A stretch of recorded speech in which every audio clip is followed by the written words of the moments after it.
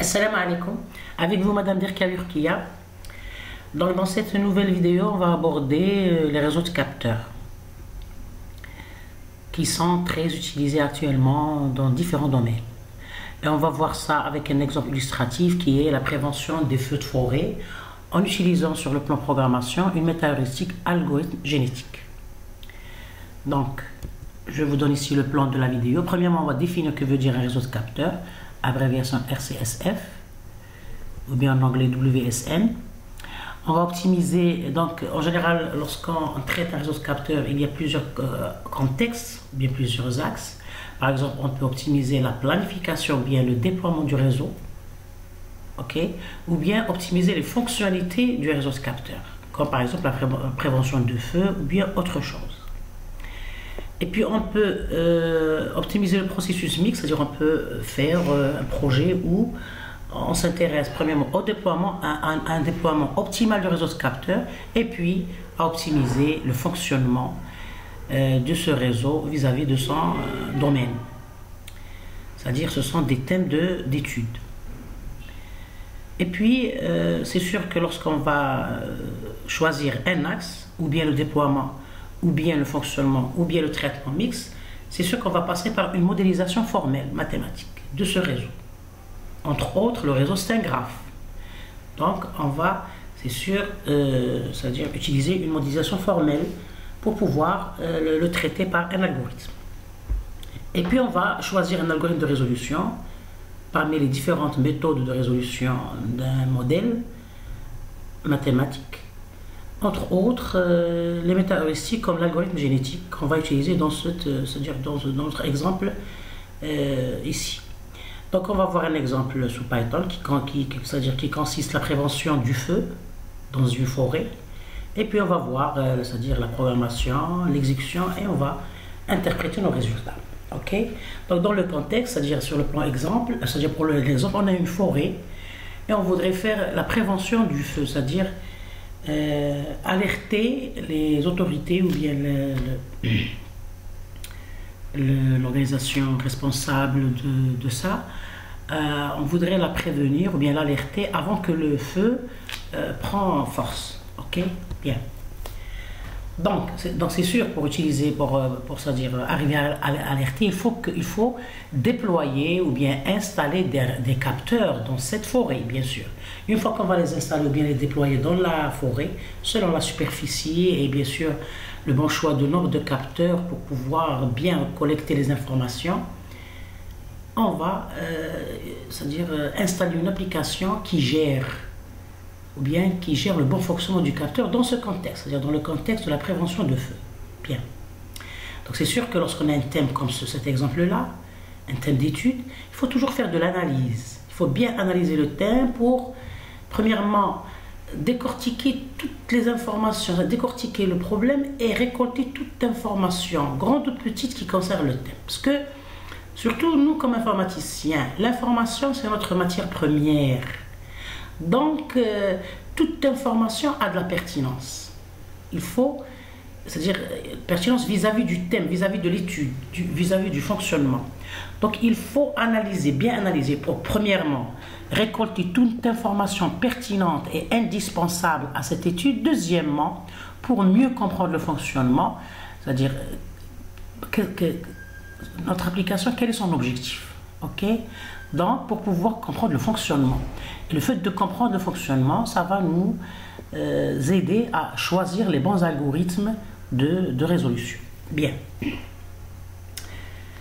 Donc, on va premièrement définir le réseau de capteurs. Donc, un réseau de capteurs, en anglais WSN, acronyme de Wireless Sensor Network, ou en français RSCF, réseau de capteurs sans fil, est un ensemble de petits dispositifs intelligents, le fait qu'ils utilisent des applications et qui font du traitement, c'est-à-dire de l'apprentissage. Et donc ces petits dispositifs intelligents sont équipés de capteurs, de processeurs et de modules de communication sans fil. Donc ces capteurs, c'est sûr qu'ils utilisent le réseau, l'Internet. Ces capteurs sont déployés pour collecter, traiter et transmettre des données sur un environnement donné. Donc ça c'est une illustration de que j'ai empruntée à des références bibliographiques citées par la suite. Donc on a ici l'utilisateur. Ici, on a la gestion du réseau, parce que ce réseau de capteurs utilise le réseau. Donc, on a des stations ici de base, et on a ici le réseau. Ça, c'est le réseau, et en blanc ici, c'est les capteurs. Vous voyez, il y a des communications entre les capteurs. Il peut y avoir des communications entre les capteurs, et la communication entre stations de base, c'est-à-dire l'échange d'informations, et de la station de base à l'utilisateur, qui est le décideur, pour voir qu'est-ce qui se passe. Bien. Donc, quelles sont les caractéristiques d'un réseau de capteurs? Donc, un réseau de capteurs, il est composé de plusieurs nœuds capteurs. Chaque nœud capteur est capable de mesurer des paramètres physiques, comme la température, l'humidité, pression, mouvement, bien sûr, grâce à des capteurs et grâce à des applications numériques. Il y a les communications sans fil. Les nœuds échangent des données via des protocoles c'est des protocoles de communication qui sont installés comme Zigbee, Bluetooth, Wi-Fi ou LoRa. Il y a le traitement local des données. Certains nœuds peuvent analyser les données avant de les transmettre à un nœud central ou une station de base. On va voir par la suite qu'il y a plusieurs types de communication. Il y a l'auto-organisation. Les capteurs forment un réseau maillé où les données peuvent transiter via plusieurs chemins. Il y a la faible consommation énergétique. Les nœuds fonctionnent souvent avec une batterie, sur une batterie, et ils doivent être économes en énergie. Donc ces batteries-là, puisque c'est ça, les réseaux de capteurs ont une batterie, c'est-à-dire qui est l'électricité. Donc on aimerait bien utiliser ce réseau de capteurs tout en minimisant la consommation de l'énergie. Parce que c'est de l'argent. Il faut toujours c'est-à-dire donner de l'importance au côté économique de toute proposition. Parce que, en fait, quand on propose des applications, on propose des modèles, on propose des solutions, mais elles doivent être pratiques, elles doivent être réalisables sur le terrain. Ok? Donc, pour être réalisable, le côté économique, il est indispensable. C'est pour ça que je dis toujours à mes étudiants, lorsqu'on propose des solutions, lorsqu'on fait une étude, il faut prendre en compte les données réelles et les circonstances économiques de l'organisme qui va utiliser cette application. Parce qu'on peut proposer une solution, mais lorsqu'on voudrait la réaliser pratiquement sur le terrain, on n'arrive pas à fournir tout ce qui est matériel. Donc la solution, elle est non pratique en fin de compte, malgré qu'elle est pertinente, mais elle est non pratique parce qu'économiquement, on n'arrive pas à la réaliser, vous voyez? Donc c'est important. C'est pour ça c'est-à-dire lorsqu'on propose des solutions de déploiement et de fonctionnement de réseaux de capteurs, il faut, c'est-à-dire prendre en considération, par exemple, entre autres, de minimiser la consommation de l'énergie. Bien. Donc maintenant, l'architecture d'un réseau de capteurs, un RCSF, est généralement structuré en 4 niveaux. Il y a les capteurs qui sont les nœuds capteurs, qui collectent les données.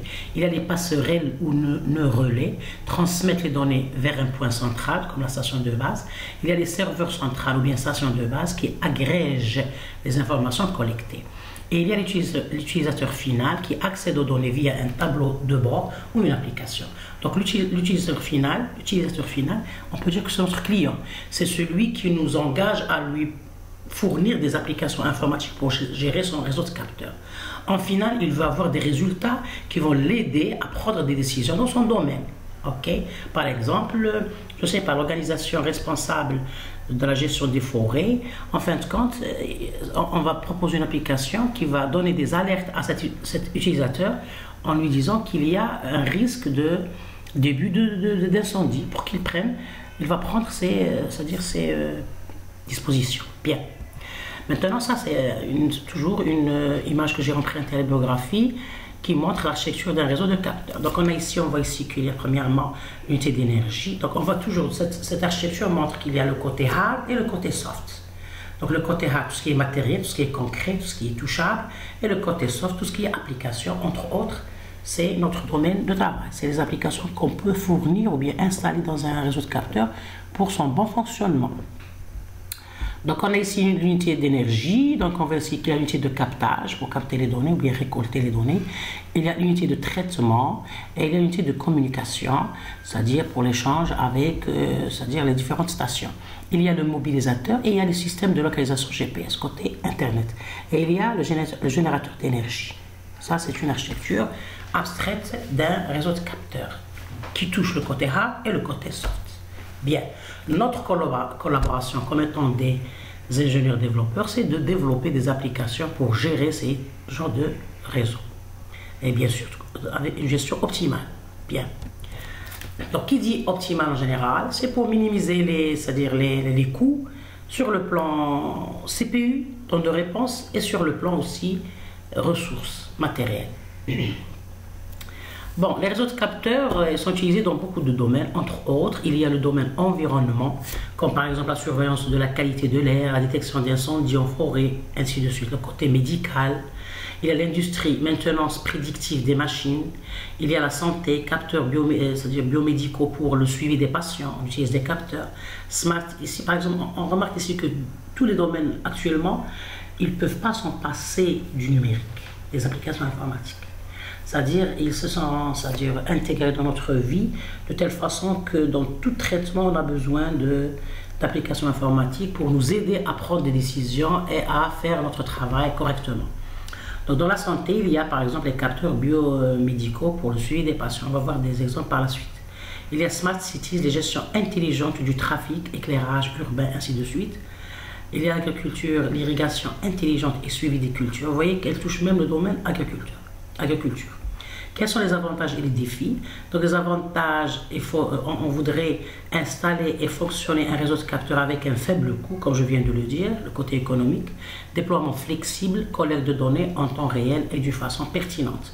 Les défis, sécuriser des communications, durée de vie des batteries, gestion des interférences. Ça, ce sont les thèmes qui peuvent être sujets d'études. En résumé, les réseaux de capteurs sont essentiels pour les systèmes intelligents et l'Internet des objets. Bien.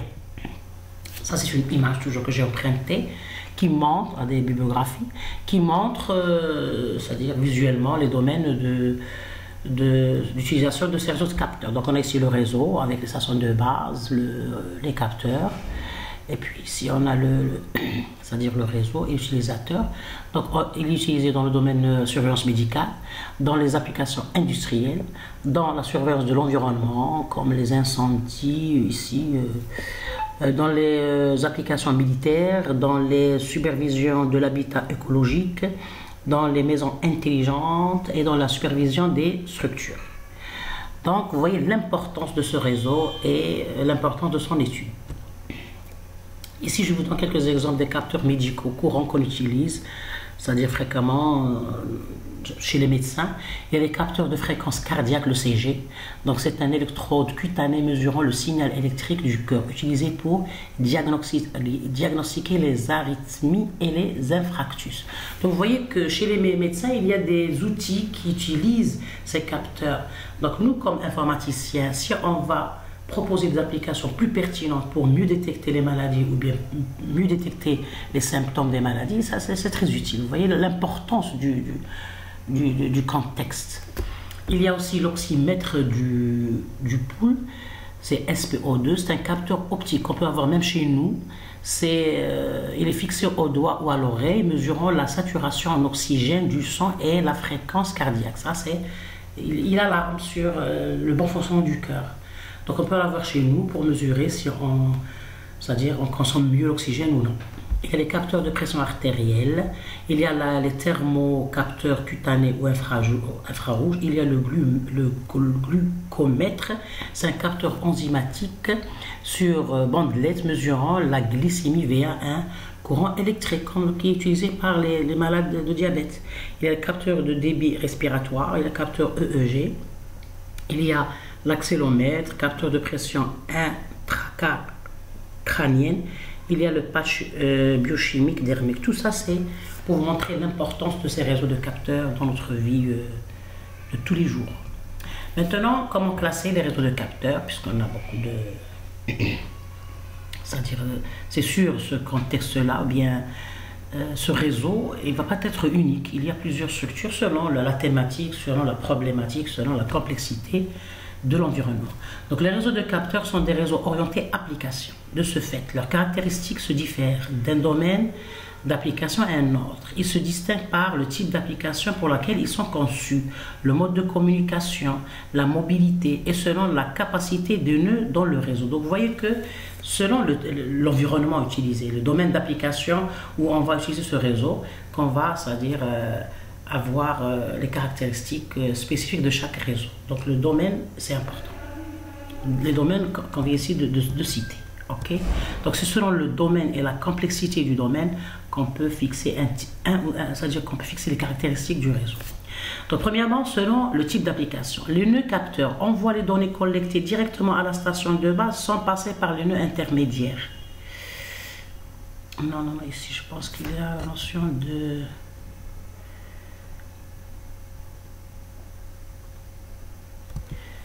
Non, ici, selon le type d'application, parce que ici, c'est le type... non, c'est pas... L'essentiel, une des classifications du nœud, c'est cette notion. Selon les types d'applications qu'on vient de dire, donc selon la complexité du domaine. Bien, puisque la définition ne répond pas au type. Donc selon le type d'application, donc selon la complexité du domaine. Maintenant, selon le mode de communication utilisé dans le réseau de capteurs dépend du type d'application et des techniques utilisées pour faire acheminer l'information des capteurs à la station de base.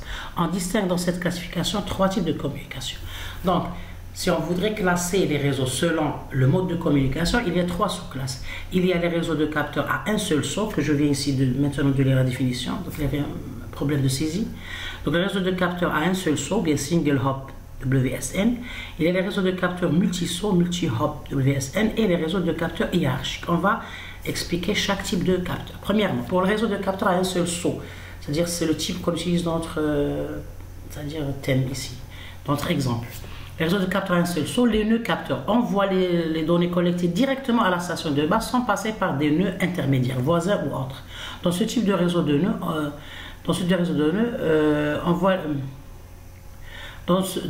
réseau de nœuds, les nœuds envoient les données en utilisant une forte puissance comme illustré dans la figure A. On va voir tout à l'heure.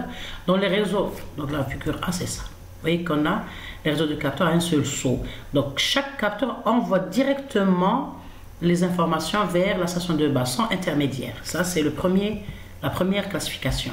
Dans les réseaux de capteurs multi-sauts, un nœud capteur envoie ses données à la station de base par l'intermédiaire de ses nœuds voisins en utilisant une petite puissance de transmission, comme montré dans la figure B. Donc ici, vous voyez qu'il y a la communication entre les capteurs. Chaque capteur envoie l'information vers son voisin, le voisin va l'envoyer vers le voisin suivant, et ainsi de suite.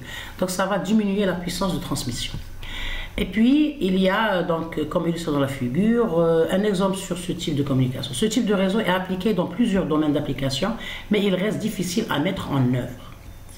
C'est-à-dire c'est toujours difficile, mais si on en a besoin de cette architecture, c'est sûr qu'on peut toujours l'implémenter. Dans les réseaux de capteurs hiérarchisés, la zone d'observation est divisée en clusters. Un cluster head est élu pour chaque cluster. Ce dernier s'occupe de récupérer les informations auprès des capteurs dans son cluster et de les transmettre directement à la station de base, comme montré dans la figure C. Donc ici, on utilise du clustering. On va, c'est-à-dire décomposer notre réseau en des clusters, et chaque cluster a un cluster head, qui va, c'est-à-dire un responsable, qui va collecter les informations des capteurs de son cluster et va les envoyer vers la station de base. C'est toujours bien ici dans le cas où on a un réseau volumineux, on a beaucoup de réseaux de capteurs. Donc cette décomposition, ça va minimiser le coût. Donc ça, c'est la troisième classification. Maintenant, ce dernier s'occupe de récupérer les informations auprès des capteurs dans son cluster et de transmettre directement à la station, ou via un mode multi-saut entre les clusters et head. Il y a le cas hiérarchisé, il y a 2 types. Ici, le transfert d'informations de la station de base via les clusters head de chaque cluster, et ici, transfert d'informations à la station de base via un modèle multi-saut entre les clusters head. Vous voyez qu'ici, il n'y a pas de communication entre les clusters head. Ici, il y a communication entre les clusters head. Donc, ça décompose toujours, ça minimise la puissance de transmission. Donc, les clusters communiquent entre eux. Il y a un seul cluster head qui va transférer les informations vers la station de base. Donc, c'est très bien cette diversité dans les différentes classes de réseaux de capteurs. Ça nous donne l'opportunité de choisir l'architecture qui nous aide dans notre thème. Bien sûr, on va arriver à prendre ces décisions, c'est-à-dire comment on va arriver à choisir quelle architecture utiliser, cette façon de communication, ou bien celle-ci, ou bien celle-ci. Donc le choix, ici je vous expose les différents types de communication. Mais le développeur, lorsqu'il a son thème, comment il va choisir telle ou telle structure? C'est lorsqu'il va bien analyser son thème, bien comprendre le fonctionnement, bien récolter les informations. Donc il va être décideur, il va automatiquement décider quelle structure utiliser. Sinon, dans notre cas, parce que c'est des sciences expérimentales, on peut toujours implémenter les différentes architectures et utiliser et choisir la meilleure, ok, qui nous donne des résultats meilleurs. C'est ça l'essentiel de cela. Bien. C'est-à-dire, ça revient toujours, la décision revient au développeur. Mais comment? Premièrement, il doit avoir, c'est-à-dire des connaissances sur la théorie. Deuxièmement, il doit bien analyser son thème pour arriver à décider. Bien. Maintenant, ça c'est pour ces trois types. C'est pour la deuxième classe qui est la classe selon le mode de communication. Maintenant, le troisième axe de classification, c'est selon la mobilité, ok? Selon la mobilité, on peut avoir deux grandes classes, les réseaux de capteurs statiques, Static Wireless Sensor Network, ou les réseaux de capteurs mobiles, Mobile Wireless Sensor Networks. Donc c'est toujours le côté statique et dynamique. On sait que dans notre étude, il y a ces deux axes, le statique et le dynamique. C'est sûr que le dynamique c'est le meilleur, mais ça reste toujours, tout dépend de votre contexte et votre environnement. Quatrième axe de classification, selon la capacité de nœuds dans le réseau. Dans cette classification, on distingue deux catégories. Les réseaux de capteurs homogènes et les réseaux de capteurs hétérogènes. Donc c'est selon la grandeur ou bien c'est-à-dire la complexité du réseau de capteurs. Bien. C'est-à-dire le nombre de nœuds dans de façon simplifiée, le nombre de nœuds, bien de capteurs dans le réseau qu'on utilise. Bien. Donc ça, c'est une idée sur la classification des réseaux de capteurs sans fil. Maintenant, une autre vue sur la comparaison entre réseaux ad hoc classiques et réseaux de capteurs. Donc les réseaux ad hoc classiques et les réseaux de capteurs, je vous donne une comparaison en citant les caractéristiques de chacun. Pour le réseau ad hoc, ils sont mobiles et portables. Pour le réseau de capteurs, petits capteurs. Et pour les ad hoc, ils sont génériques, les autres ils sont objectifs ciblés. Pour les ad hoc, chacun a son propre objectif. Ici, les nœuds collaborent pour atteindre un objectif commun. Le flot de données any to any, ici, c'est-à-dire 1 à 1. Ici, flot de données many to one, plusieurs à 1. Ça, c'est le plus.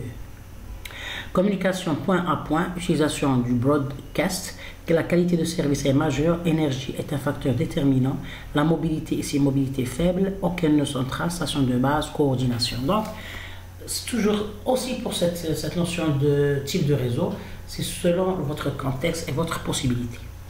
Maintenant, quelles sont les contraintes des réseaux de capteurs qui peuvent interagir sur, ou bien qui peuvent, affecter la façon de modéliser notre réseau. Donc la conception et la mise en place d'un réseau de capteurs sans fil pour les domaines et les types d'applications cités précédemment exigent les techniques et les protocoles qui prennent en considération les contraintes et les exigences liées à ce type de réseau. Ils sont considérés également comme métriques de performance pour évaluer les travaux dans le domaine. Donc ce sont des contraintes qu'on va citer maintenant, c'est-à-dire pour comprendre la sémantique, le sens de la contrainte, mais sur le plan pratique, je vous ai déjà dit que pour capter un réseau de capteurs, ou bien pour pouvoir étudier un réseau de capteurs, on doit le modéliser mathématiquement. C'est un graphe, en fin de compte. Donc, c'est-à-dire, c'est des caractéristiques qui vont être captées mathématiquement. C'est sûr aussi pour pouvoir modéliser les contraintes, on va utiliser des métriques. Il y a des métriques de mesure. Et on va les évaluer pour savoir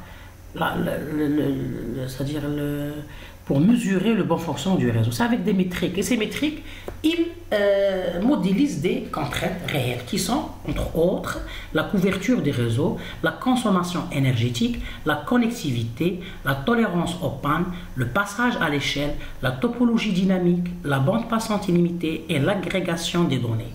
Ce sont des contraintes qui interagissent sur, ou bien qui caractérisent, qu'on doit prendre en considération lorsqu'on veut déployer un réseau de capteurs et développer des applications pour le faire fonctionner d'une façon optimale ou bien d'une façon pertinente. Ok? Parce que installer un réseau de capteurs, on a un objectif. C'est pour aider l'humain, pour aider le client qui veut cette application, ou bien aider l'organisation. Donc, il faut prendre en considération ces contraintes dans notre étude. On va réaliser cela sur un exemple pour comprendre toutes ces stratégies que je viens de donner. Donc j'ai essayé de résumer les différents points qui touchent un réseau de capteurs sur le plan caractéristique, sur le plan des applications qui touchent qui utilise ces autres capteurs, sur les architectures du réseau, les caractéristiques, les contraintes, ainsi de suite. Maintenant, on va prendre un exemple pour mieux toucher ces notions théoriques. Bien, donc mon exemple, je vous donne la problématique. Donc l'objectif de ce programme ou bien de notre projet est de concevoir un réseau de capteurs intelligents capable de détecter efficacement les incendies tout en minimisant la consommation énergétique. Donc vous voyez que déjà dans la problématique, je cite que je dois prendre en considération, par exemple, la contrainte de l'énergie, ici, la consommation énergétique. Je dois la prendre en considération dans mon modèle et je dois essayer de la minimiser. OK? Donc, chaque capteur mesure des paramètres environnementaux comme la température, la fumée, monoxyde de carbone, l'humidité, la présence de flammes. Donc, ce sont des caractères que j'ai pris en considération dans mon modèle. On peut avoir beaucoup d'autres paramètres. Parce que utiliser plus de paramètres, ça donne toujours de la pertinence. Mais dans mon cas, c'est un... Pardon. Dans mon cas, j'ai considéré que ces paramètres pour pouvoir mettre en œuvre mon projet. Donc, chaque capteur, puisque la problématique, c'est la prévention des incendies dans la forêt. Donc, le capteur va capter ces informations, la température, fumée, monoxyde de carbone, l'humidité, présence de flammes. Et son comportement est défini par un ensemble de poids. Donc ce sont les poids, c'est-à-dire les informations qui vont être récoltées, bien, c'est-à-dire normalement live, c'est-à-dire en direct, qui sont le WT, WS, WCO, WH, WF. J'ai les noms ici, c'est-à-dire qui font partie, c'est-à-dire référence à WT, c'est la température, WS, c'est la fumée, WCO, c'est le CO2, WH, c'est l'humidité et WF, c'est la flamme. Une activation, on a ces 5 paramètres et j'ajoute un paramètre binaire qui veut dire actif ou inactif, si le capteur doit être actif ou inactif. Parce que lorsqu'on va déployer le réseau et faire fonctionner les capteurs, pas obligatoirement, on ne doit pas faire fonctionner tous les capteurs. C'est selon le besoin. C'est-à-dire, initialement, on va déclencher quelques capteurs, on va les rendre actifs. Les autres vont être inactifs, c'est pour pouvoir minimiser la consommation de l'énergie. Et en cas de besoin, je peux ajouter, c'est-à-dire activer d'autres capteurs ou bien désactiver autres, ainsi de suite. Donc, et on a besoin d'une fréquence d'échantillonnage qui concerne la fréquence de consommation d'énergie. Donc, à travers une méta-heuristique et l'algorithme génétique, le programme cherche à optimiser ces paramètres pour que le risque détecté par les capteurs soit aussi proche que possible d'un seuil critique d'alerte, tout en réduisant le nombre de capteurs actifs pour économiser l'énergie. Donc, le défi réside donc dans l'équilibre entre efficacité de détection du feu et l'efficience énergétique. Vous voyez que c'est ça la problématique. Je veux déployer un réseau de capteurs et le faire fonctionner pour capter les informations, pour récolter les informations comme bien les paramètres comme température, fumée, CO2, humidité, présence de flamme, le monoxyde, le CO, humidité, présence de flamme, et je vais fixer un seuil. C'est pour ça que je vous ai dit que pour pouvoir réaliser le projet, on a toujours besoin de métriques d'évaluation. Donc ici, je vais par exemple fixer un seuil, c'est-à-dire un seuil de risque. Ça, c'est un seuil critique d'alerte. Quand est-ce que je vais dire qu'il y a une alerte de feu? Et ces informations, ce n'est pas moi comme informaticien que je vais les présenter. C'est l'expert du domaine qui va me donner ces valeurs. Les experts du domaine, les gardiens forestiers, les pompiers, c'est ceux qui vont me donner c'est-à-dire un intervalle de seuil critique d'alerte. Quand est-ce qu'on va dire qu'il y a risque d'incendie? Donc c'est les experts du domaine qui vont me fournir cette information. C'est pour ça que je vous ai dit, il faut bien analyser votre thème. L'analyse, c'est sûr et certain que vous avez besoin de l'expert du domaine. On dit ça, expert du domaine, ou bien on dit le client, celui qui vous a engagé à faire l'application. C'est lui qui est connaisseur de son domaine. Il va vous donner les différentes informations qui sont matières premières dans notre étude. Et on va essayer de les... Une fois qu'on comprend bien et on récolte toutes les informations de cet expert, on va passer à notre travail spécifique informatique qui est la modélisation, la conception, la programmation, etc. etc. Donc c'est pour ça que dans notre cas, je vais utiliser un programme, un algorithme qui va gérer tous ces paramètres de telle façon à c'est-à-dire donner l'alerte de l'incendie en respectant un seuil critique. C'est une métrique, c'est une mesure. Bien. Donc c'est ça le but, ou bien le but de la problématique, l'objectif, c'est de faire un équilibre entre l'efficacité de détection du feu. Il faut bien, c'est-à-dire détecter les informations de telle façon de faire une bonne alerte. Parce que même le fait de faire une fausse alerte, c'est un mauvais fonctionnement du réseau de capteurs. Donc ça, c'est dans la détection des feux. Il faut que des paramètres, il faut que les paramètres soient bien détectés et bien étudiés pour dire s'il y a risque d'incendie ou non. Et bien sûr, tout en minimisant la consommation de l'énergie. Bien.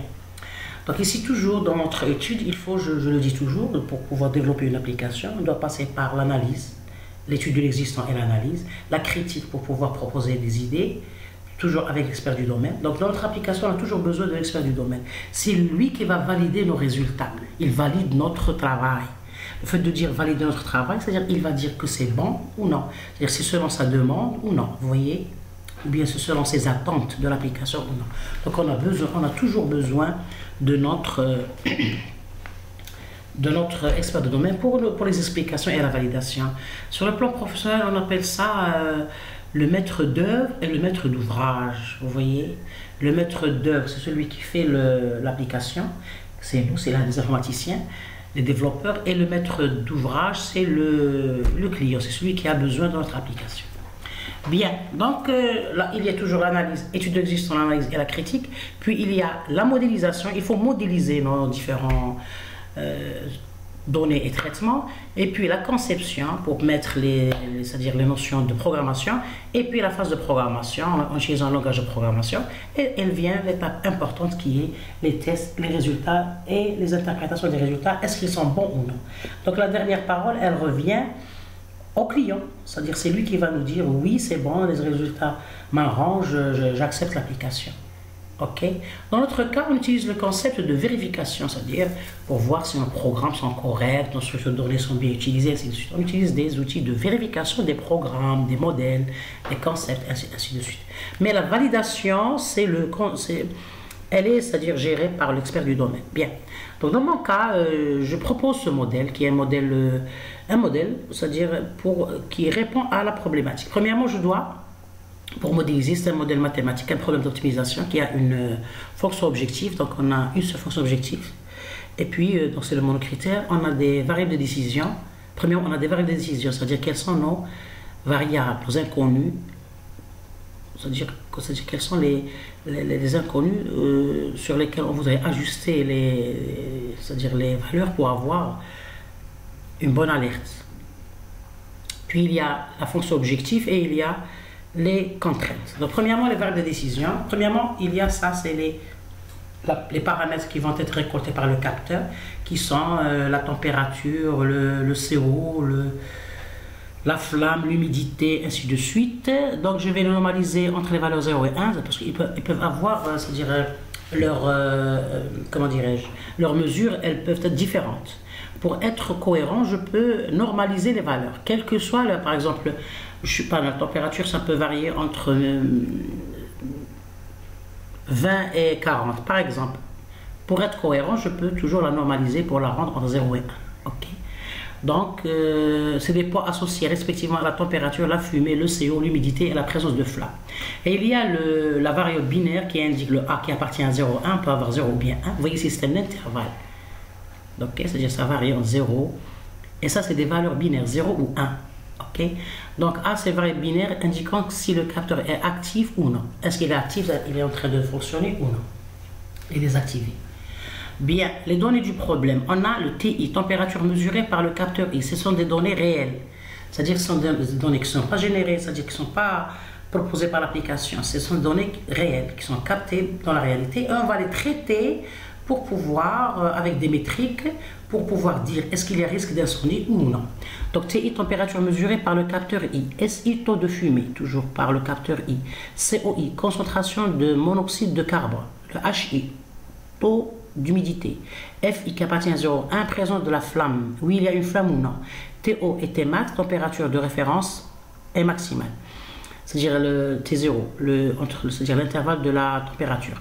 Smax, CO max, Hmax, c'est des valeurs maximales de fumée, toujours pour les tests dans notre programme. du CO et de l'humidité. Il y a le θ qui est 0,7, c'est le seuil de risque pour accélérer, pour dire que c'est pour alerter un incendie. Vous voyez, donc la valeur 0,7, je prends une métrique θ qui est égale à 0,7. Cette valeur, je l'ai déduite avec l'expert du domaine, avec ceux qui sont connaisseurs de déclenchement de feu, qui n'est pas ma spécialité.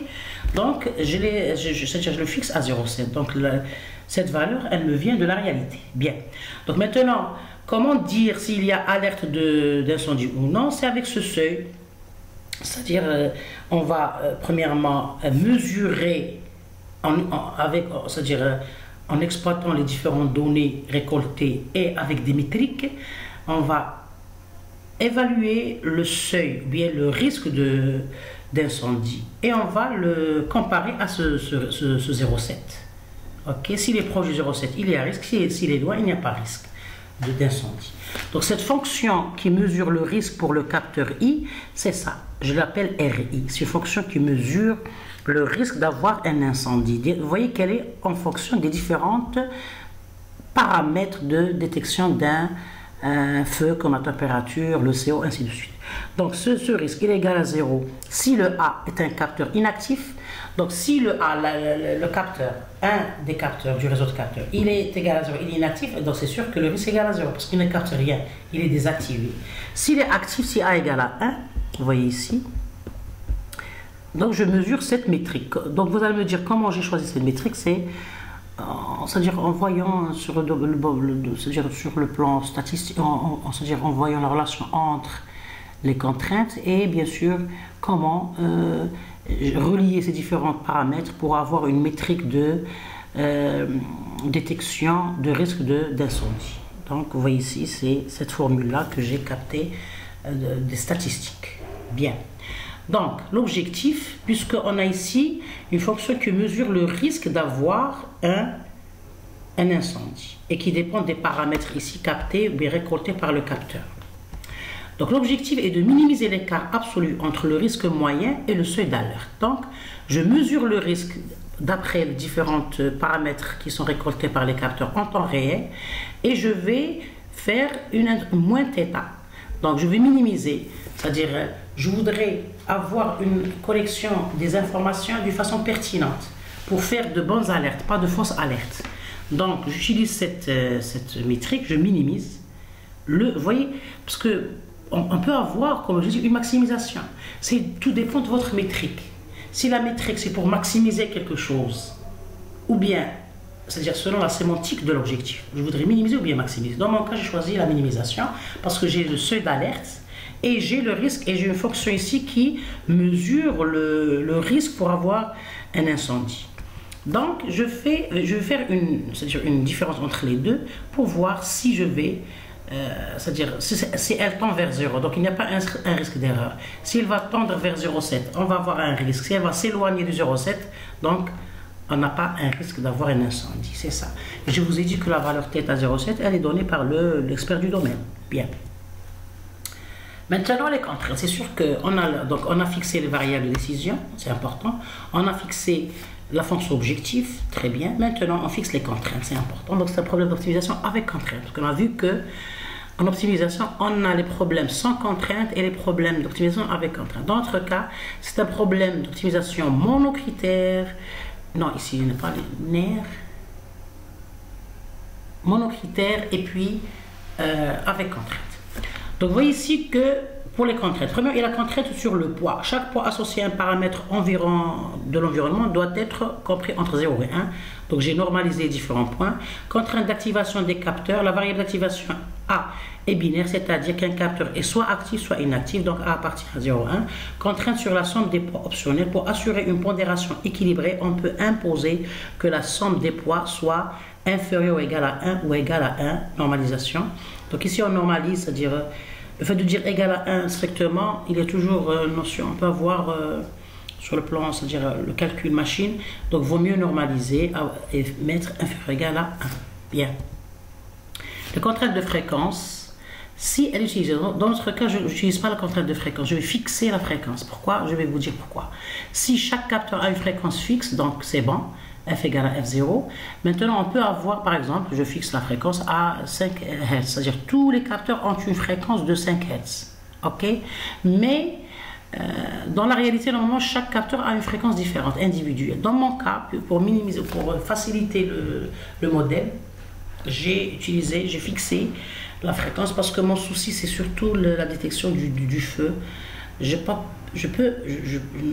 je devais ajouter la minimisation de la fréquence, mais je l'ai considéré d'une autre façon.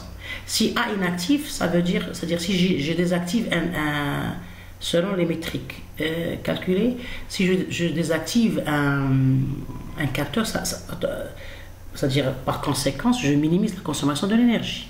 Parce que si le capteur est actif, il y a consommation d'énergie. Donc j'ai utilisé de cette façon-là, c'est-à-dire en exploitant la notion ici, le paramètre capteur actif ou inactif ici. A appartient à 0,1. Mais je pouvais l'ajouter d'une façon, c'est-à-dire métrique, ajouter la consommation d'une façon différente de chaque capteur. Je pourrais le faire dans une autre vidéo. Donc je vais remodéliser le programme en ajoutant la contrainte de minimisation de consommation. Dans mon cas ici, pour faciliter l'étude du cas, j'ai pris c'est-à-dire la fréquence comme étant fixe. Elle est constante pour tous les capteurs. Mais il y a, parce que je considère les autres paramètres qui sont ici, d'autres paramètres qui sont liés à la détection d'un feu. Bien. Maintenant, il y a la contrainte énergétique implicite activée. Ici, dans le cas, elle n'est pas utilisée. Ici, la consommation énergétique est minimisée en désactivant certains capteurs. Cela se traduit par une préférence pour A égale à 0 dans les solutions lorsque cela ne nuit pas à la détection. Minimisation de capteurs actifs sont des I jusqu'à NAI. Souvent implicite via la fonction objective ou multi-objective. Donc, dans mon cas, c'est-à-dire, j'ai utilisé cette notion implicite, pas directe. Le fait de désactiver un capteur, ça minimise la fréquence tout en fixant la fréquence pour chaque capteur. Et elle est la même. Contrainte sur les données capteurs, normalisation dans la formule. Donc je vous ai dit que T0 inférieur égale à TI inférieur égale à Tmax. Donc il y a des seuils pour chaque température, pour la mesure de température, T0 et Tmax. La même chose pour SI, CO. Et je normalise, c'est-à-dire, quelle que soit sa valeur, je dois la rendre entre 0 et 1. OK, avec des calculs. Ce modèle proposé représente fidèlement le fonctionnement du réseau. On cherche à ajuster les poids pour que la moyenne de risque détectée par les capteurs actifs soit proche du seuil d'alerte, tout en pouvant désactiver des capteurs pour économiser de l'énergie. Donc notre but, c'est le fait que les réseaux captent ces informations, qui sont la température, le CO, la flamme, la fumée. Ils vont les capter, on va les ajuster pour calculer la fonction de risque d'avoir de l'incendie. Donc, on va essayer de voir, est-ce que selon les données récoltées, est-ce qu'ils sont proches du seuil d'alerte ou non. S'ils sont proches, il y a risque d'incendie. Ils ne sont pas proches, il n'y a pas risque d'incendie. Tout en minimisant la consommation d'énergie par la désactivation des capteurs. Bien.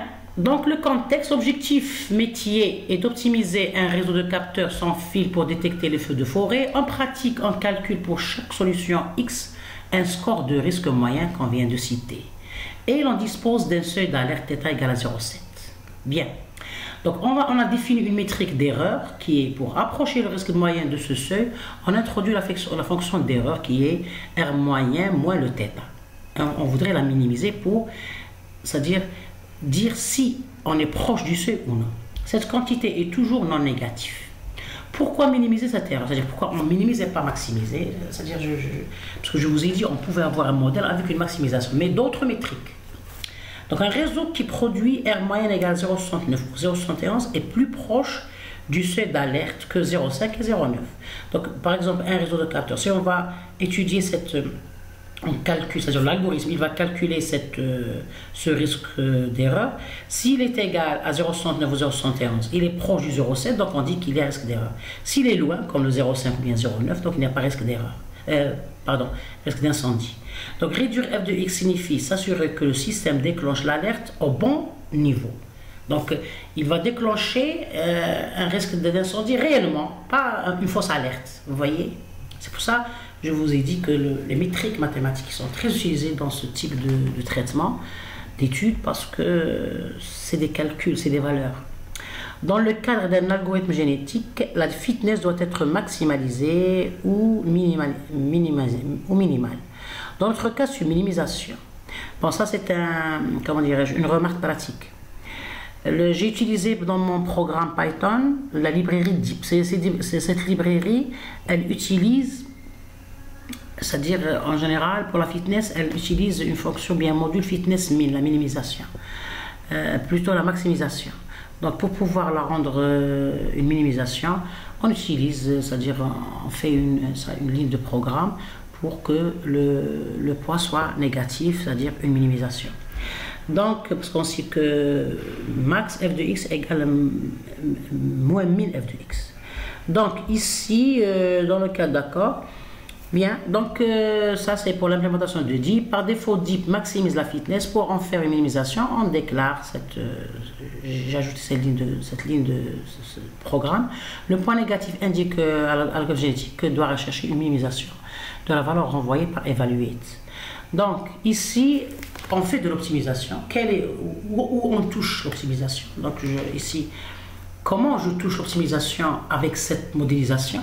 On détecte du feu par la modélisation de R et de X, le risque de feu, et son agrégation R moyenne de X, qui est la minimisation de la fonction, en faisant R moyenne moins θ. Par un seuil cible qui est θ égale à 0,7 donné par l'expert du domaine, une erreur R moyenne moins θ, et la minimisation de cette erreur permet de rapprocher la détection du seuil visé pour faire de bonnes alertes et pas de mauvaises alertes.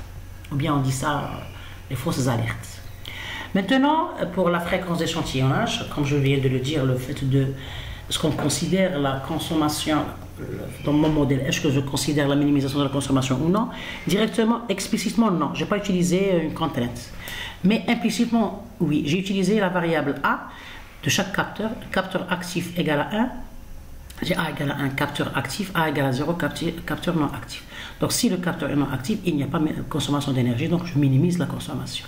Mais je pouvais proposer un modèle où j'explicite la contrainte avec des métriques et des contraintes. Donc chaque capteur mesure les données environnement à une certaine fréquence, appelée fréquence d'échantillonnage. Plus cette fréquence est élevée, plus la détection d'incendie est réactive. Mais plus la consommation d'énergie est importante. Donc c'est normal. C'est pour ça que je vous ai dit on doit prendre en considération le coût, entre autres économique. On pouvait, c'est-à-dire faire beaucoup de capteurs dans la forêt. C'est sûr que la détection elle va être très exacte et réactive. Mais il faut savoir que déployer beaucoup de capteurs, c'est très coûteux. C'est-à-dire, par exemple, déployer 1000 acteurs, c'est très coûteux. Des fois, l'organisation n'arrive pas à... C'est-à-dire, elle n'a pas le budget ou bien le capital pour investir à acheter 1000 capteurs. Donc, on vous dit qu'on va exploiter 150 capteurs et grâce à l'application et les métriques informatiques et numériques, grâce à ces 150 capteurs, on voudrait avoir un bon fonctionnement optimal pour détecter les incendies d'une façon correcte, pas les fausses alertes. Voyez? Donc, vous voyez l'importance du software. Il y a le hardware et le software. C'est sûr que si le hardware est performant, donc l'étude elle est performante, mais toujours le côté coût, on doit adapter les applications software au hardware qui peuvent répondre aux limites du hardware grâce c'est-à-dire à l'exploitation numérique, software, bien, avec des applications et des programmes. Maintenant, il y a deux approches possibles. Dans mon cas, j'ai pris l'approche, c'est-à-dire unique, mais on a la fréquence globale unique. Je suis en train de vous expliquer la notion de la considération de la contrainte de consommation d'énergie. Dans mon modèle, je n'ai pas considéré ça, je l'ai considéré, d'une façon implicite, mais on pouvait le considérer d'une façon explicite, et c'est le plus proche de la réalité. Donc, fréquence globale unique, dans cette approche actuelle du programme, c'est ce que j'utilise moi, tous les capteurs utilisent la même fréquence. Cette méthode présente des avantages. Premièrement, la simplicité de modélisation et de l'implémentation. Deuxièmement, la synchronisation facile entre les capteurs. Elle est suffisante dans un contexte homogène où tous les capteurs ont le même niveau de criticité. Cependant, elle présente des limitations. Elle présente moins de flexibilité parce que les zones à risque élevé et faible sont traitées de manière identique. Alors qu'on sait que dans une forêt, il y a par exemple les montagnes, il y a c'est-à-dire les zones sont basses. Donc c'est sûr que la détection n'est pas kiff-kiff. Donc c'est ça la notion de moins de flexibilité dans le cas du fréquence unique. Il y a la sous-optimisation énergétique dans les zones peu critiques. Maintenant, la fréquence personnalisée par capteur, mais individuelle, on pourrait aussi envisager une fréquence différente, individuelle pour chaque capteur. Cela permettrait une optimisation fine selon la position du capteur, c'est dans une montagne ou bien dans une structure basse, réduction de la consommation pour les capteurs en zone peu critique, réactivité accrue pour ceux en zone sensible. Mais cette approche est plus complexe dans l'implémentation, elle est plus difficile et plus de paramètres optimisés dans l'algorithme génétique. Vous voyez, donc c'est une sorte de complexité. Mais dans mon cas, pour simplifier l'étude, parce que c'est une vidéo pour pouvoir présenter ce thème d'étude de façon plus facile. Bien, donc en conclusion, le choix entre une fréquence globale ou individuelle dépend du niveau de fitness recherché.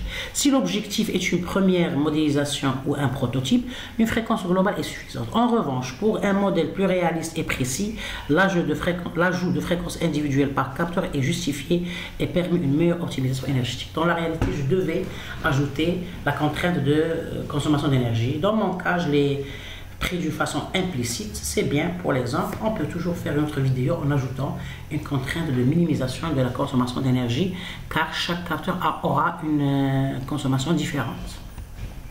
C'est-à-dire selon sa position dans le déploiement du réseau. Un réseau de capteurs qui est placé dans une montagne, la tête d'une montagne, ne doit pas avoir la même consommation d'énergie comme un réseau de capteurs qui est placé dans un niveau très c'est-à-dire très, comment dirais-je, inférieur. Bien, parce qu'une forêt n'est pas, c'est-à-dire elle n'est pas, comment dire, plate, elle a plusieurs dimensions. Bien, donc c'est ça l'essentiel, je vous ai montré l'importance de cette contrainte et le choix vis-à-vis du concepteur. Donc dans mon cas, j'ai choisi la fréquence globale pour pouvoir simplifier le modèle. Bien. Donc maintenant, je vais utiliser l'algorithme génétique pour pouvoir résoudre ce modèle. Donc j'ai fait mon modélisation, je vais faire ma conception, c'est-à-dire adapter, ou bien, c'est-à-dire formaliser le modèle selon les structures de l'algorithme génétique. J'ai choisi l'algorithme génétique. Donc dans les études, on a plusieurs méthodes pour étudier un réseau de capteurs. Mais dans mon cas, j'ai utilisé l'algorithme génétique. Parce qu'en voyant les références bibliographiques, j'ai vu que beaucoup de projets ont utilisé cette méta-heuristique à plusieurs populations et qui a donné de très bons résultats. Donc je l'ai adapté pour mon modèle. Donc optimiser les paramètres des réseaux de capteurs pour maximiser la détection d'incendie tout en minimisant la consommation d'énergie, ça c'est la sémantique de ma problématique. Donc je voudrais maximiser la détection d'incendie, c'est-à-dire avoir les alertes en cas de, c'est-à-dire où la métrique me le permet, c'est-à-dire lorsque j'atteins le seuil de risque d'incendie, tout en minimisant la consommation d'énergie et, bien sûr, le fait de maximiser la détection, ma fitness était minimiser la moyenne entre la métrique calculée de chaque capteur et le seuil de risque d'incendie qui est donné par l'expert du domaine. Donc c'est sûr que l'algorithme génétique utilise un chromosome, c'est-à-dire la solution c'est-à-dire présentée par un chromosome. Donc un chromosome est défini comme un vecteur à 6 gènes chromosomes. Donc j'ai proposé, c'est-à-dire la structure du chromosome est une structure réelle, c'est-à-dire elle n'est pas binaire. Les valeurs des gènes sont des valeurs réelles. Il n'y a que le gène actif qui est binaire, il prend la solution 0 ou 1, la valeur 0 ou 1. Donc mon chromosome il est structuré de 6 gènes, 1, 2, 3, 4, 5, 6. Pour les 5, c'est les gènes, c'est les paramètres de détection d'un feu. Et ici, est-ce que le capteur est actif ou non? Donc ça, ce sont les poids qui sont normalisés entre 0 et 1, poids associés aux variables de mesure, et active indique si le capteur est actif, c'est 1, ou inactif, c'est 0. Remarque, la fréquence d'échantillonnage est fixée et identique pour tous les capteurs. Elle n'est donc pas incluse dans les chromosomes. Puisqu'on a considéré comme la consommation d'énergie, elle est fixe, donc je n'ai pas considéré dans ma modélisation ou bien la structure du chromosome. Si j'avais ajouté la contrainte de la minimisation d'énergie, c'est sûr que j'aurais ajouté cette valeur au chromosome. Bien. On pourra le faire dans une autre vidéo en reformulant le modèle. Bien. Donc si l'étudiant arrive à comprendre ce premier modèle simplifié, c'est-à-dire les différentes étapes pour arriver à avoir de bons résultats, c'est-à-dire de l'analyse jusqu'à la programmation, donc c'est sûr qu'il pourra toujours remodéliser. Bien. Donc maintenant les étapes de l'algorithme génétique. Donc on a premièrement, c'est sûr que pour mieux comprendre cette méthode ici, il faut revoir les différentes références ou bien une des vidéos dans ma chaîne sur les algorithmes génétiques. Bien. Donc on a premièrement l'initialisation, c'est la génération d'une population initiale aléatoire de taille n égale à 20. Donc on a proposé n égale à 20. On va voir que c'est une métrique, c'est un hyperparamètre important dans la convergence de l'algorithme. On va l'expliquer par la suite. Il y a l'évaluation, génération des données simulées, température, etc. On va simuler, c'est-à-dire c'est des simulations, c'est-à-dire on va générer aléatoirement ces valeurs, mais dans la réalité elles sont captées par le capteur, c'est-à-dire elles sont captées d'une façon réelle et directe. Dans notre cas, dans notre programme, on va les générer pour pouvoir avoir des valeurs. On va calculer le risque d'incendie pour chaque capteur. S'il est actif, si actif égale à 0, alors RI égale à 0, c'est-à-dire le capteur est inactif. Sinon, on calcule la fitness qui est la moyenne RI moins le seuil d'alerte. Avec un seuil d'alerte égal à 0,7. On va faire une sélection des méthodes par tournoi. Dans notre cas, j'ai choisi la méthode par tournoi et on sait que dans la sélection, il y a plusieurs méthodes pour choisir, pour faire la sélection de croisement. Il y a le croisement ou bien le crossover, utilisation de blend crossover avec alpha égale à 0,5, c'est-à-dire on a choisi cette méthode de croisement. Et parce qu'il y a plusieurs méthodes de croisement, il faut voir ces différents types dans la vidéo qui concerne l'algorithme génétique. Elle explique très bien ces différents types de sélection de croisement. La mutation, on va faire une mutation gaussienne avec une probabilité de 20%, c'est-à-dire par gène, c'est-à-dire c'est un choix de la valeur du taux de mutation. Remplacement et répétition, remplacer l'ancienne génération par la nouvelle, répéter les étapes de A 6 pendant n génération égale à 10, c'est-à-dire nombre de générations égale à 10, même le nombre il est, c'est-à-dire choisi d'une façon aléatoire. Et visualisation et sortie. À chaque génération, je vais afficher un tableau qui va montrer c'est-à-dire les gènes qui sont prouvés et la carte de réseau de capteurs avec les états actifs ou inactifs de chaque capteur avec des couleurs rouge et bleu.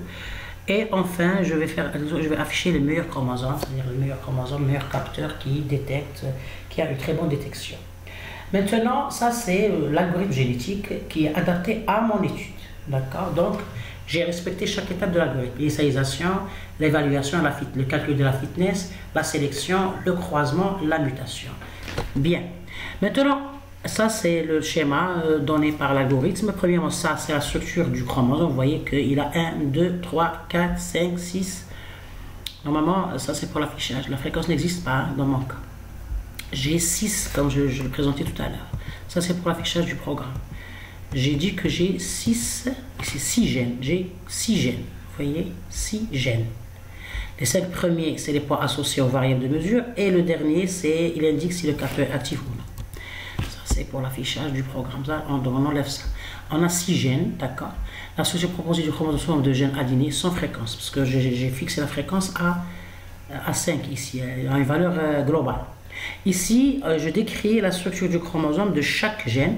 Donc X1, c'est le poids attribué à la température, X2 qui est WS, poids attribué à la fumée, le WCO, OCO, WH, poids associé à l'humidité, WF, poids associé à la flamme, et active gène binaire 0, 1, indique c'est le capteur actif. Ça c'est donc ici fréquence d'échantillonnage de capteurs non utilisée dans le calcul du risque. Elle n'est pas utilisée et même elle n'est pas utilisée dans la structure. Bien. Maintenant, ça c'est quelques programmes que j'ai, c'est-à-dire pris directement de mon programme Python. On va aller vers le Python pour voir les exécutions, mais bien l'implémentation. Mais avant cela, je voudrais faire une petite remarque. Donc, on a notre algorithme génétique, d'accord? On l'a adapté à notre étude selon notre modèle mathématique. Et on va faire l'implémentation et l'exécution. Mais on sait que l'algorithme génétique, c'est une méta-heuristique qui souffre, mais elle a toujours le problème des hyperparamètres. Ce sont des paramètres dont la valeur, on n'a pas c'est-à-dire une garantie on n'a pas, c'est-à-dire une fonction bien garantie pour le choix de la valeur. Ça reste toujours aléatoire. Et ils ont des impacts sur la convergence de l'algorithme et des résultats. Donc, ajuster et la qualité des résultats. Donc, ces hyperparamètres, on doit les ajuster dans la phase de test pour avoir de bons résultats.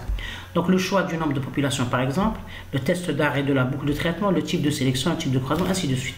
Donc ici je vous donne un tableau des hyperparamètres qui sont, c'est-à-dire qui concernent cette méta-heuristique, cet algorithme en général.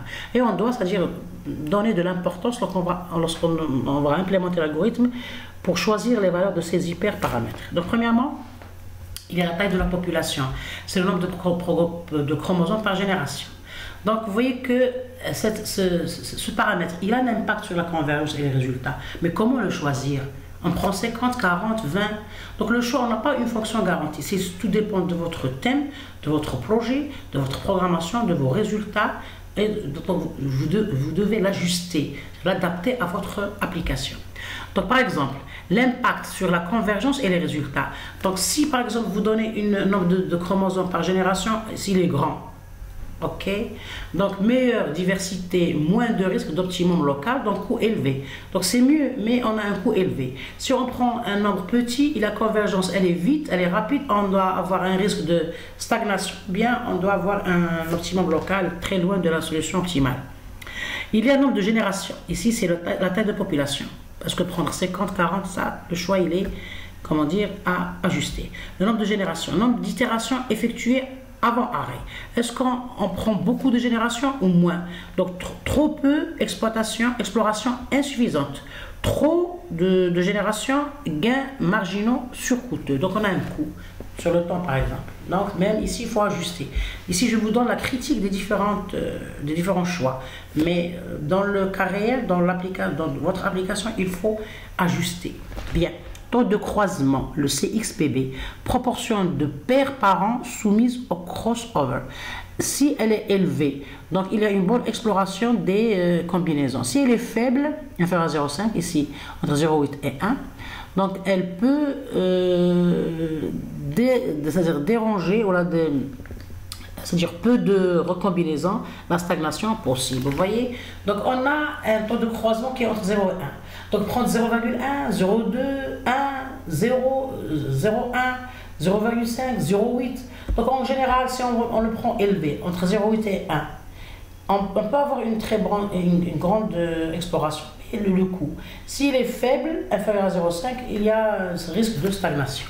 Donc on reste dans c'est-à-dire comment dirais-je, l'optimum local. Il y a le taux de mutation, la même chose, probabilité de muter par gène. Et si elle est élevée, il y a une forte exploration aléatoire, peut détruire les bons gènes. Si elle est faible, raffinement local, risque de surconvergence. Intensité de mutation, amplitude du bruit ajouté, sigma ou n. Si elle est grande, grand saut, donc bonne exploration. Si elle est petite, pas fin, exploration locale. Maintenant, méthode de sélection, algorithme de choix de parents. Il y a plusieurs types de choix. On a utilisé le tournoi. Donc, si le tournoi il est grand, forte pression, convergence vite. S'il est roulette ou rang, plus de diversité, c'est-à-dire le type de choix. C'est pour ça, par exemple, l'étudiant dans une étude de recherche, il peut essayer tous les différents types dans son projet et choisir la meilleure. Par exemple, il faut programmer le tournoi, la roulette, le rang et voir. Il y a la taille du tournoi, si on choisit le tournoi dans notre cas, si le nombre d'individus en compétition dans un tournoi. Si elle est grande, pression élevée, si elle est petite, sélection plus aléatoire. Maintenant, dans mon cas, j'ai fait la sélection du tournoi, par tournoi. Il y a la taille 2 ou 3. Donc à chaque nouvelle population, on construit un tournoi, on sélectionne aléatoirement K individus. K égale à 2 ou 3. On compare leur fitness et on choisit le meilleur comparant. La taille 2, faible pression de sélection, plus de diversité, moins de risque de convergence, trop vite sur c'est-à-dire on peut tomber sur un optimum local. Pression un peu plus forte, meilleur compromis si N égale à 3, K égale à 3, meilleur compromis entre exploration et exploitation. Donc je vous ai donné ici une idée sur l'importance du choix, c'est-à-dire de la sélection par tournoi. Il faut bien choisir votre cas, votre cas. Bien. Donc, comme je vous ai dit, c'est-à-dire sur le plan, c'est-à-dire algorithmique, le fait de bien ajuster ces hyperparamètres, c'est toujours, c'est-à-dire d'une façon plus générale, j'ai toujours dit dans mes vidéos sur l'optimisation, l'ajustement des hyperparamètres, c'est pour pouvoir échapper au piège de l'optimum local. On peut, c'est-à-dire dans un modèle, l'exploration pour arriver à la solution optimale, il y a des optimums locaux et il y a des optimums globaux. Donc notre but, c'est pour atteindre l'optimum global. Mais c'est une méta-heuristique. Elle essaie de trouver un optimum local plus proche du global. Dans certains cas, on tombe dans le global. Hein. Dans certains cas, la méta-heuristique peut tomber dans le global, mais c'est rare.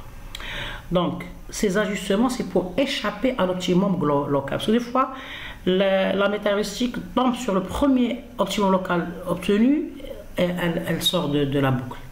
Et elle donne comme résultat. Mais en réalité, c'est un optimum local qui est très loin de l'optimum global. Vous voyez? Donc, on essaie c'est-à-dire d'être plus proche de l'optimum global. C'est pour ça qu'on doit ajuster ces paramètres. C'est pour, si je réponds à cela, les hyperparamètres sont très importants, il faut les ajuster.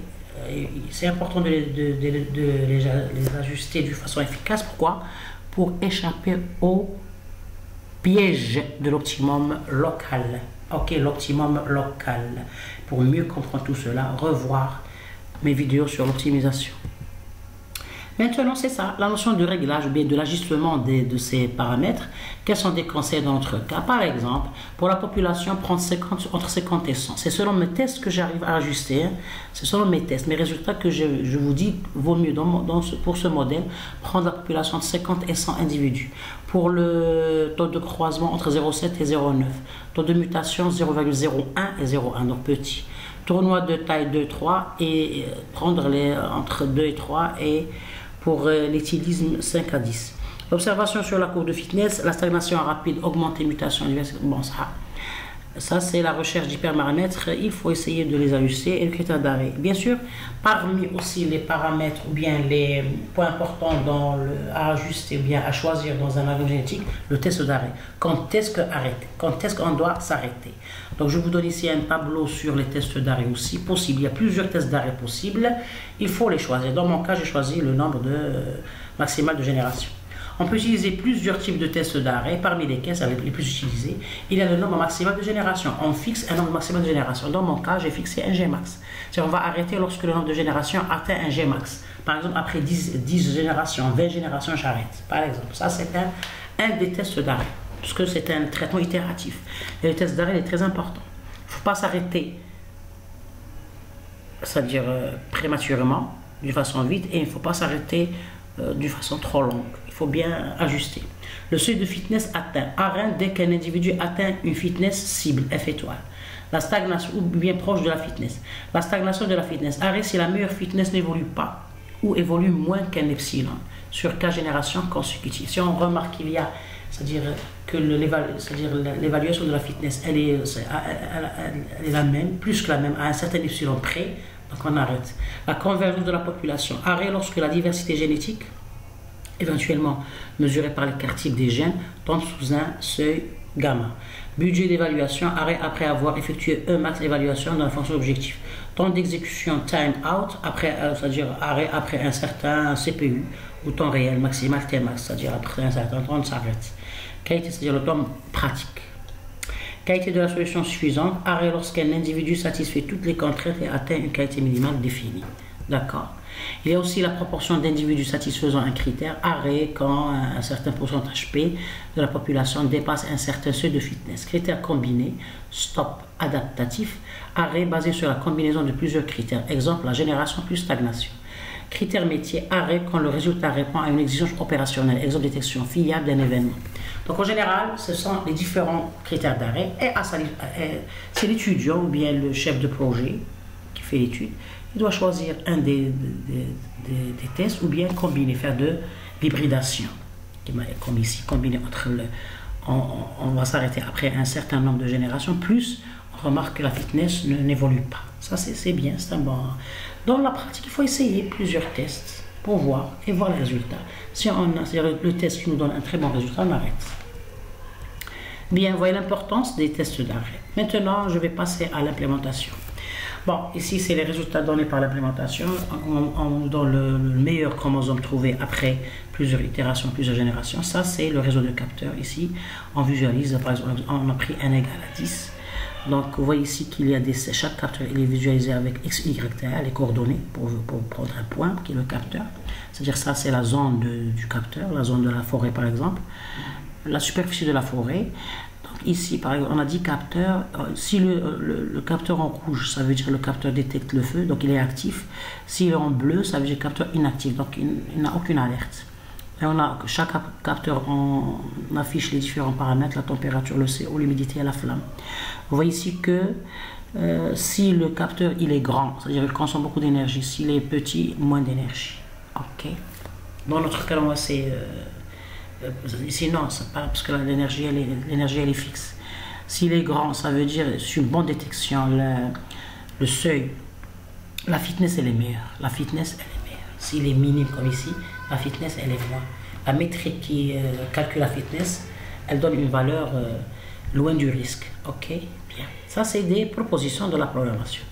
Maintenant, avant de passer à l'implémentation, la notion d'optimisation, parce que l'étudiant il va modéliser, il va proposer un algorithme, une méthode heuristique pour la résolution, il va trouver des résultats, mais il doit faire de l'optimisation. Entre autres, par exemple, l'ajustement des hyperparamètres, c'est une optimisation pour avoir de meilleurs résultats dans un temps raisonnable. Donc on peut prendre le modèle plus robuste. Comment optimiser? Par exemple, prendre le modèle plus robuste, comme ajouter la consommation d'énergie.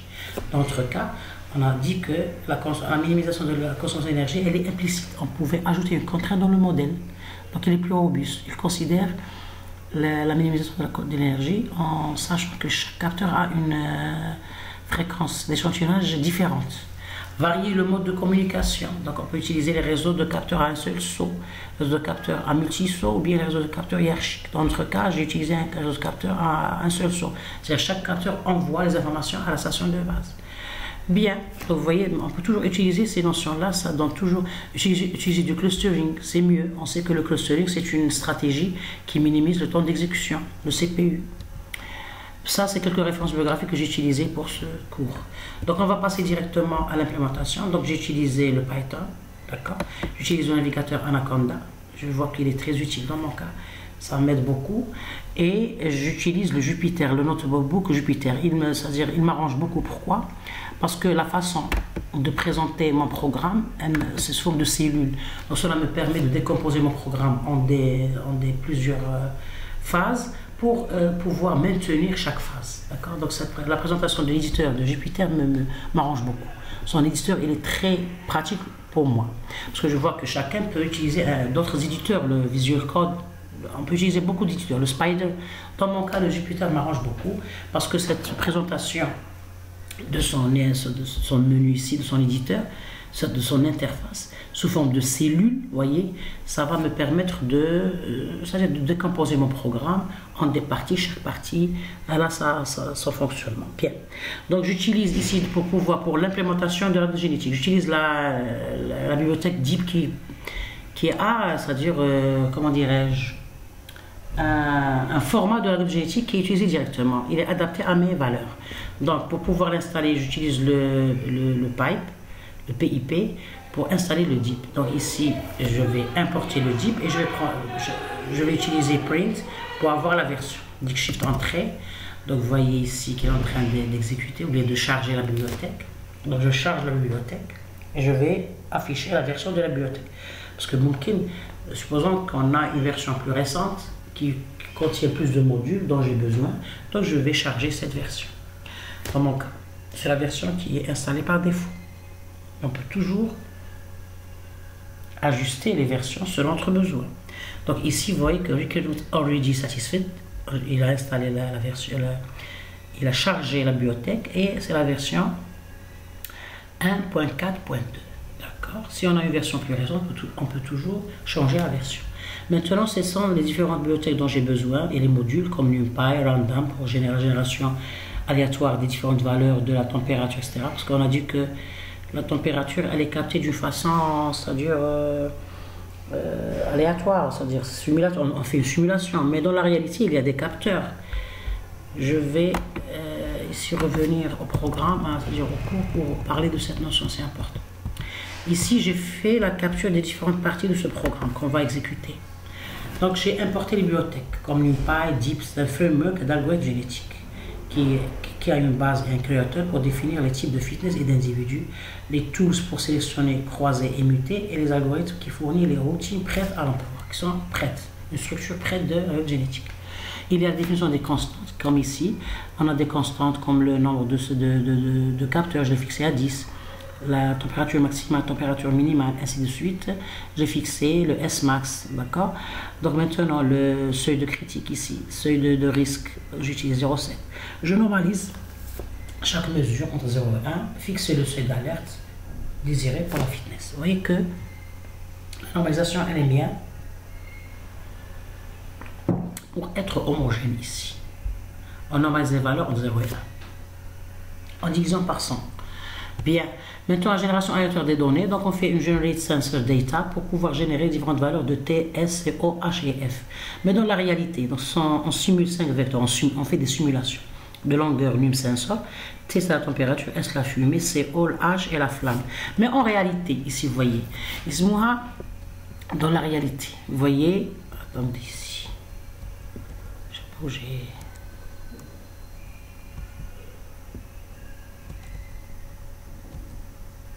Vous voyez, pour la génération aléatoire des données, normalement, dans notre cas, on a utilisé la bibliothèque random pour pouvoir générer des valeurs aléatoirement. Bien, pour pouvoir tester notre algorithme et notre modèle, résoudre notre modèle. Mais en réalité, donc pour la capture des informations, on simule les données par la fonction Generate Sensor Data. Mais en réalité, on lit les données par du matériel spécifique. On a un matériel dans les capteurs, du hard, avec des applications ou bien des protocoles qui captent des informations. Donc il y a des bibliothèques pour la lecture réelle. C'est-à-dire si j'ai ce type de capteur, je peux, c'est-à-dire si je voudrais programmer la capture réelle. Donc on simule 5 vecteurs, mais dans l'étape clé pour passer à la simulation réelle, c'est-à-dire la simulation au réel. Au lieu de simuler, on passe au réel. Donc on va installer ces bibliothèques-là. La bibliothèque Adafruit, DataH, Adafruit, en tout cas, c'est des bibliothèques liées au protocole de détection réelle des valeurs de la température et ainsi de suite. On va câbler, donc vous voyez le côté hard, on doit câbler chaque capteur correctement, l'alimentation, le broche, ainsi de suite. On va câbler ces capteurs pour pouvoir détecter réellement. On va calibrer les formules de conversion, on va remplacer dans le code de la fonction de génération aléatoire par la lecture matérielle réelle à travers ces bibliothèques. Et on va gérer les erreurs de lecture, capteurs défectueux, timeout, ainsi de suite, en retentant ou en passant à 0. D'accord, vous voyez qu'on peut avoir une capture réelle avec d'autres bibliothèques et sur le plan hard, nos capteurs sont câblés, sont liés c'est-à-dire aux différentes hard qui captent réellement les valeurs. D'accord, ça c'est une remarque que je vous donne sur le plan capture des données. Dans notre cas, on simule, c'est-à-dire avec un random, génération automatique. Bien, maintenant le calcul de risque d'incendie par capteur. Donc on a vu la formule qui est en fonction de WT, WS, WCO, WH et WF. Et bien sûr on a A, il est actif ou non. Et la fréquence, elle est fixée à 5. Maintenant, en fonction de fitness, la même chose, on a développé une fonction qui calcule la fitness, qui va être, c'est-à-dire c'est la base pour pouvoir pour choisir la meilleure génération. Donc on génère un jeu de données à chaque évaluation, on calcule le risque moyen sur tous les capteurs, la fitness envoyée et l'écart absolu entre le risque moyen et le seuil alerte qui est fixé à 0,7. L'objectif c'est de minimiser cet écart. On va faire la mise en place de l'algorithme génétique, on crée un type de fichier de fitness à minimiser et on définit l'individu comme illustre doté de cette fitness, vous voyez, avec créateur, le module créateur. On a ici le toolbox pour pouvoir, c'est-à-dire faire les attributs, 5 floats pour WT jusqu'à WF, un binaire pour active. Bien sûr, la fréquence, elle n'existe pas dans mon cas, je l'ai fixée, elle n'est pas dans la structure. Bien. Maintenant, très bien, il y a toujours le croisement, on utilise des modules et des fonctions pour définir le croisement, la mutation, la sélection et l'évaluation. Et la boucle principale de la variation de tome de mutation, vous voyez que c'est une boucle qui en dépend de numéro de génération. Lorsqu'elle atteint le nombre de génération, elle s'arrête. Donc on teste 10 valeurs de MutPL. Pour chaque taux de mutation, on initialise une population. On itère, dans mon cas, j'ai fixé à 10. L'extraction des résultats, je vais l'extraire, on récupère l'individu avec les meilleures fitness, on réévalue son risque et on va stocker et afficher avec Matplotlib les différentes valeurs. D'accord? Bien. Donc on revient à notre programme. Donc bien, je vais charger mon Anaconda et puis utiliser Jupyter, mon éditeur. Donc j'ai chargé ma bibliothèque DeepGAN qui est essentielle pour l'algorithme génétique.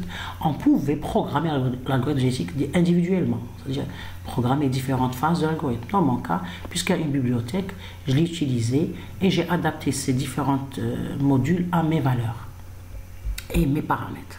Bien. Maintenant, on va définir, donc ici, Shift Entrée pour charger les différentes bibliothèques qui sont NumPy, Matplotlib pour l'affichage. Maintenant, la définition des constantes, comme on vient de le dire, Shift Entrée, et puis ici, la visualisation des chromosomes. J'ai utilisé des fonctions pour visualiser les différents chromosomes et les différents graphes, Shift Entrée, et puis ici, c'est la boucle de l'algorithme génétique. Ici, la configuration de l'algorithme génétique, d'accord? Donc Shift Entrée pour l'exécution. Donc vous voyez que comment j'ai pour chaque, c'est-à-dire pour chaque itération, je vais afficher le chromosome, l'état de mon chromosome et aussi c'est-à-dire la fitness et le réseau. Vous voyez. Donc ici pour l'itération 1, donc vous voyez que j'affiche le chromosome ici. Vous voyez que chaque gène il a une couleur. Donc c'est vrai, ma structure elle est 7 chromosomes. Donc c'est pas comme j'ai cité tout à l'heure dans le cours, j'ai pris 6. Donc j'ai pris la fréquence comme un chromosome fixe qui ne change pas. Donc la fréquence est égale toujours à 5. Donc on a le WF, le WS, tous les différents paramètres et la fréquence qui est fixe égale à 5 dans mon cas. Bien. Donc, j'ai l'itération, j'ai mon chromosome, et dans chaque itération, vous voyez que ces valeurs vont changer. Ici, c'est moins 0,09, 0,81. Ici, vous voyez qu'il est égal à 1, il est actif. Le chromosome, il est actif. Comment dirais-je? C'est-à-dire le chromosome optimal, il est actif. Ça, c'est le réseau des différents. Donc, vous voyez ici, en bleu, c'est la détection du feu. Et en rouge, c'est détection du feu. Et en bleu, inactif. Un capteur inactif. Vous voyez que, et ça change, l'architecture change dans chaque itération. Donc vous voyez, la génération de fitness égale à 0,0028. Donc chaque fois, on calcule la fitness et on compare. Donc on a, vous voyez, même les valeurs des paramètres du chromosome changent. D'accord? Bien, ça c'est toujours, la fréquence est égale à 5, elle est fixée à 5. C'est toujours 5. Vous voyez que, donc vous voyez que le réseau change, les couleurs changent. Ici, on a beaucoup de réseaux actifs, c'est-à-dire en rouge. Et pour la grandeur du point, c'est-à-dire chaque point, c'est un x et y, c'est des coordonnées qui choisissent aléatoirement. Parce qu'un point, il est tracé avec un x et y, les coordonnées x et y, en 2D. Maintenant, si le cercle qui représente un capteur, il est grand, ça veut dire le risque d'incendie, il est plus élevé. S'il est petit, le risque il est moins élevé. Comment savoir ça? C'est en calculant la fonction de risque d'incendie. Elle est minimale, elle est loin de 0,7. D'accord? Mais pour la fitness, on fait la moyenne. Pour savoir si on a une alerte d'incendie ou non. La même chose pour la troisième génération. Donc j'ai fixé la génération à 10. Donc vous voyez qu'à la 10e génération, on a notre meilleur chromosome trouvé avec les différentes valeurs. Le WT, WS, WC, WH, WF est actif ou non. Donc il est actif égal à 1, la fréquence est égale à 5. D'accord? Bien. Donc ça, c'est globalement une première version de mon application, mais on doit toujours l'optimiser. Donc la première optimisation à faire, je vais ajouter la contrainte de minimisation d'une façon explicite, de minimiser la consommation d'énergie d'une façon explicite en ajoutant la contrainte au modèle et aussi en essayant d'ajuster différents paramètres, changer la valeur du taux de croisement, de taux de mutation, ainsi de suite, et tester et voir. Donc par exemple ici je vais faire une deuxième exécution en fixant par exemple à 100 pour voir la complexité algorithmique. Je vais faire 100 capteurs et voir s'il va être long ou non. Donc normalement je ne vais pas recharger mes bibliothèques, je passe directement à la cellule qui contient les définitions des constantes et différentes fonctions. Je ne vais pas recharger les bibliothèques. Donc Shift Entrée, Shift Entrée, Shift Entrée. J'ai considéré 100.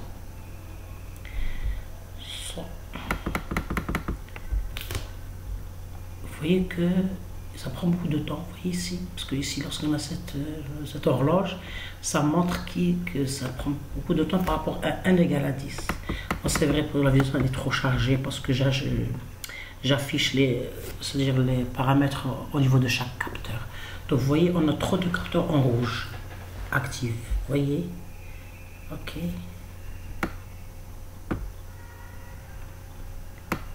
Et on est en train toujours d'exécuter. Vous voyez la lenteur? Donc la complexité algorithmique, elle augmente avec le nombre de capteurs qui augmente. C'est pour ça que vaut mieux installer moins de capteurs et faire une application pertinente qui détecte mieux les différentes, qui détecte le feu en exploitant les différents paramètres d'une façon pertinente. Donc l'algorithmique pertinent, ça économise de l'argent, si on puisse dire. Donc au lieu d'installer 1000 capteurs, si j'ai une application forte et pertinente et optimisée, je peux installer 150 capteurs qui vont faire le même travail de 1000 capteurs. Donc vous voyez que l'effort de développement algorithmique et de modélisation, c'est-à-dire de traitement software, il économise de l'argent. C'est bien. Donc cela termine, donc elle va prendre du temps à s'exécuter, donc je vais m'arrêter ici. Donc cela termine mon exploitation, c'est-à-dire mon cours. Donc je vous remercie pour votre suivi et à la prochaine vidéo pour voir d'autres modèles et d'autres exécutions. Mais il faut toujours donner de l'importance aux hyperparamètres, c'est important, les hyperparamètres. C'est toujours bien d'ajuster ces valeurs d'une façon optimale.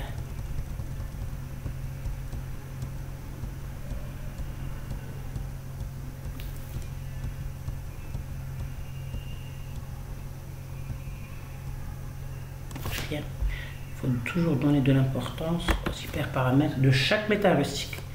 Que ce soit la variété génétique, la colonie de fourmis, la colonie d'abeilles, ce sont des métaheuristiques intéressantes mais qui dépendent d'hyperparamètres qu'on doit ajuster et son ajustement il se fait à la phase de programmation et de test et d'interprétation des résultats bien, qui sont validés par le client, l'expert du domaine. Donc je vous remercie à la première et à la prochaine vidéo. Merci.